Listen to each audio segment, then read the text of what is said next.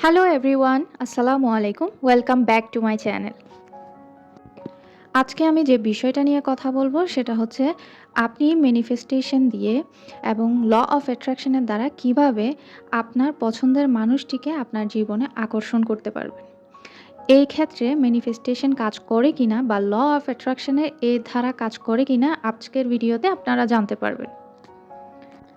কল্পনা করুন আপনি শুধু আপনার একটি ডায়েরিতে লিখছেন এবং সেই লেখাগুলোই আপনার বাস্তব জীবনে এবং আপনার পছন্দের মানুষটিকে আপনার কাছে নিয়ে আসছে। এটি কি শুধু কোনো সিনেমাটিক গল্প, নাকি এর পেছনে কোনো গভীর শক্তি আছে? আজ আমরা উন্মোচন করব ভালোবাসার ম্যানিফেস্টেশনের সে গোপন দরজা। সত্যি কথা বলতে আমি আমার চ্যানেলটি এই জন্যে বানিয়েছি যাতে আপনারা এই ল অফ অ্যাট্রাকশন, ম্যানিফেস্টেশন এবং আপনার ইউনিভার্সের এই শক্তিকে আপনার মনের মধ্যে পজিটিভ ধারণা রেখে আপনার মধ্যে আকর্ষণের শক্তি জাগিয়ে যাতে আপনার যে কোনো কিছু যাই ইচ্ছা তাই আপনার দিকে আকর্ষণ করতে পারেন। সেটা হতে পারে হেলথ, সেটা হতে পারে রিলেশনশিপ অর্থাৎ ভালোবাসা, বা সেটা হতে পারে আপনার ফাইন্যান্সিয়াল প্রবলেম মানে আপনার অর্থগত সমস্যা। যে কোনো সমস্যার ক্ষেত্রে এই ম্যানিফেস্টেশন এবং ল অফ অ্যাট্রাকশন কাজ করে। অনেকেরই প্রশ্ন থাকে যে আমার অ্যাফার্মেশন কি আমার স্পেশাল পার্সনের কাছে পৌঁছাচ্ছে? স্পেশাল পার্সন হচ্ছে আপনার যে কোনো কেউ হতে পারে। হয়তোবা সে আপনার ভালোবাসার মানুষ, হয়তোবা সে আপনার মা-বাবা, হয়তোবা সে আপনার ভাই-বোন, হয়তোবা আপনার সে বন্ধু। যে কোনো কিছু আপনি যাকে স্পেশাল মনে করবেন সেটাই আপনার বা স্পেশাল পার্সন। এখন আপনি যার জন্য অ্যাফার্মেশন করবেন তার কাছে কি আপনার অ্যাফার্মেশনের এনার্জি পৌঁছাচ্ছে? আমাকে যদি প্রশ্ন করেন তাহলে আমি বলবো হ্যাঁ, পৌঁছাচ্ছে। তাহলে পৌঁছালে আমি তার রেজাল্ট দেখছি না কেন?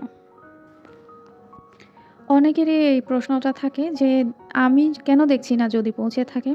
আমি আপনাকে বলি এটার আসল ঘটনা কি। আমরা আমাদের ম্যানিফেস্টেশন জার্নিতে একজন মানুষ যখন ম্যানিফেস্ট করে কোনো কিছু তখন আমরা কিছু অ্যাফার্মেশন দিই।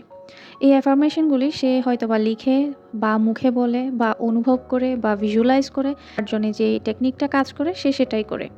এখন আপনি যখন অ্যাফার্মেশন দিচ্ছেন, অ্যাফার্মেশনটা দেওয়ার কারণে আপনি বারবার চেক করতে পারবেন না যে আপনার রিয়েলিটি, আপনার বর্তমান পরিস্থিতি পরিবর্তন হচ্ছে কিনা।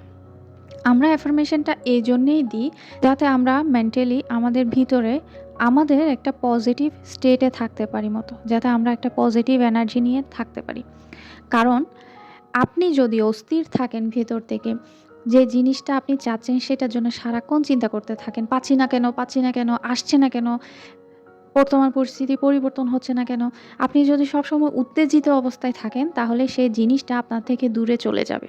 আমি একটা উদাহরণ দিই। অনেকেই অনেক সময় বলে যে, "আমি এই জিনিসটা খুব করে চাই, যত চাই সেটা আমার থেকে দূরে চলে যায়। আর যখন আমি চাই না সেই জিনিসটা আমার সামনে এসে পড়ে থাকে। যখন আমার দরকার পড়ে না।" এটার কারণ হচ্ছে সে নিজেই ওই জিনিসটার পেছনে দৌড়াচ্ছিল। সে ভিতর থেকে উত্তেজিত অবস্থায় ছিল। যদিও বা সামনে থেকে দেখাচ্ছিল না, তাকে দেখে বোঝা যাচ্ছিল না, কিন্তু সে ভিতর থেকে উত্তেজিত অবস্থায় ছিল। সে সারাক্ষণ মনে, মনে টেনশন করছিল। যার কারণে সে জিনিসটা বা যে যার গোল থাকুক না কেন, বা আপনি কোনো ভালোবাসার মানুষকে ম্যানিফেস্ট করতে চাচ্ছেন, সে ভালোবাসার মানুষটা আপনার থেকে দূরে সরে যাচ্ছে। কারণ আপনার ভেতরকার এনার্জি যেটা আছে, উত্তেজিত, টেনশন, ডিপ্রেসড যে এনার্জিটা আছে সেটা ওই মানুষটার প্রতি রিফ্লেক্ট করছে, বারবার রিফ্লেক্ট করছে। যার কারণে সে দূরে সরে যাচ্ছে।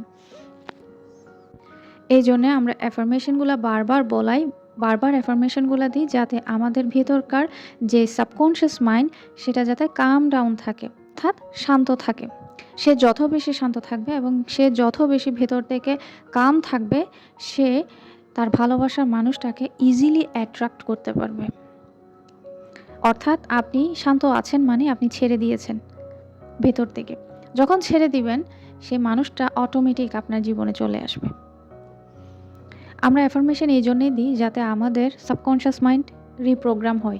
যে অস্থিরতাটা আমাদের ভেতরে কাজ করছে সেটা যাতে কাম ডাউন হয়ে যায়, এবং কাম ডাউন হওয়ার কারণে আপনার মানুষটা আপনার কাছে চলে আসা ইজি হয়ে যাবে। অ্যাফার্মেশন দ্বারা আরেকটা কাজ হয়, সেটা হচ্ছে আপনি ভেতর থেকে শান্ত থাকবেন এবং আপনার নিজেকে নিজে সেই ফিউচার গোলটার জন্য, মানে ধরেন আপনি যে মানুষটাকে অ্যাট্রাক্ট করতে চাচ্ছেন সেটার জন্য নিজেকে নিজে তৈরি করছেন। আনকনসিয়াসলি আপনি নিজেও জানেন না কখন আপনি তৈরি হবেন। রেপিটেশন দ্বারা আমরা যে বারবার অ্যাফার্মেশন বলাই, এই অ্যাফার্মেশন দ্বারা আমরা বারবার বলার কারণে আমাদের ভেতর থেকে ইনার চাইল্ডটা বারবার তৈরি হয়।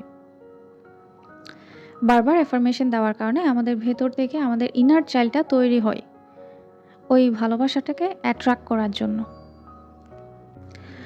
আপনারাও মনে করবেন না যে আমরা এই জন্য অ্যাফার্মেশন দিচ্ছি, যার মাধ্যমে আমার সামনের মানুষটা, যেটাকে আমি অ্যাট্রাক্ট করতে চাচ্ছি, সে মোটিভেট হয়ে বা হিপনোটাইজ হয়ে আমার কাছে চলে আসবে।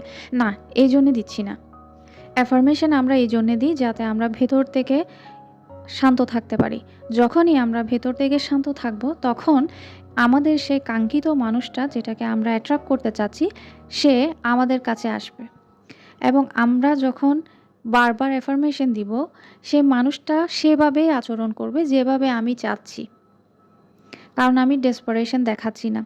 যখনই আমি ডেসপারেশন দেখাচ্ছি না, ছেড়ে দিয়েছি এবং ভেতর থেকে শান্ত আছি, ও মানুষটা ওভাবে রিফ্লেক্ট করবে, ওভাবে আচরণ করবে যেভাবে আপনি চান। এবার আসি অন্য কথায়।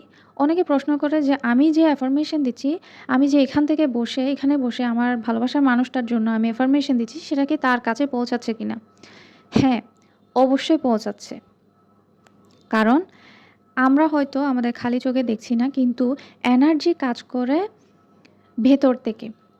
আপনি যখন ভেতর থেকে সেই এনার্জি নিয়ে অ্যাফার্মেশন দিচ্ছেন, সেটা আপনি দেখবেন না। কিছুদিন পর সেটা আপনার বর্তমান পরিস্থিতিতে আপনি নিজেই দেখবেন। যদি, কন্ডিশন আছে, যদি আপনি ভেতর থেকে শান্ত থাকেন। আমি গতকালকে একটা ভিডিও বানিয়েছি যে বর্তমান পরিস্থিতি পরিবর্তন হয় না কেন? এটার কারণ হচ্ছে আপনি ভেতর থেকে শান্ত নয়। ঠিক সেইভাবে আপনি কোনো মানুষকে অ্যাট্রাক্ট করতে চাচ্ছেন, অ্যাফার্মেশন দিচ্ছেন, হচ্ছে না কেন কাজ?